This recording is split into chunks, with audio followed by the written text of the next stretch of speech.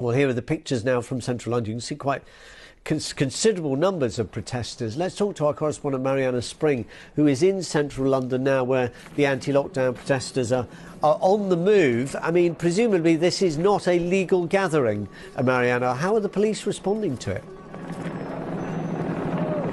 It's not, and there's a really heavy police presence. There are a number of protesters who are here, often from anti-lockdown groups. They've organised themselves on Telegram, which is an encrypted messaging service, and they plan to start at Hyde Park. They are now making their way along Oxford Street, and a number of them have been promoting conspiracy theories about the vaccine, suggesting that it's unsafe or suggesting that the pandemic isn't real. Others are protesting for their liberty. They are angry that regulations do not allow you to lawfully, legally protest under the current COVID restrictions. The police are yet to move in. There have been a few confrontations with police, but yet to see any kind of huge descending of police upon protesters. And on the whole, it's been a pretty animated and febrile atmosphere. A lot of people who are very angry, who are chanting, who are singing. And we're seeing some of the aerial pictures that you won't be able to see a bus trying to get down the road because people have wandered into the road as well as on the pavement. A line of police officers to the left.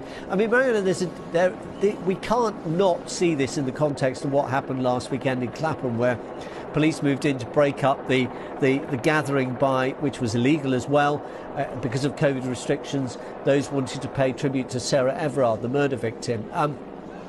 Police are going to be under a lot of public scrutiny, aren't they, in particular as a result of that, in terms of the tactics they used this weekend?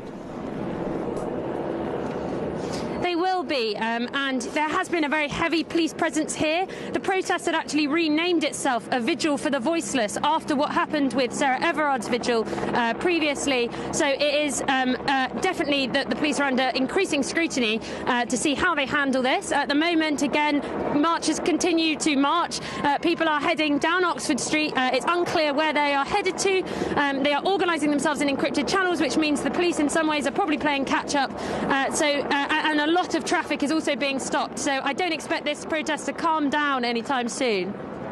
Could be a long afternoon. So where are they heading for, Mariana? There was speculation that they would be heading towards Trafalgar Square. There have been other protests organised today, although this appears to be the largest. There appear to be the most anti-lockdown protesters out on the streets.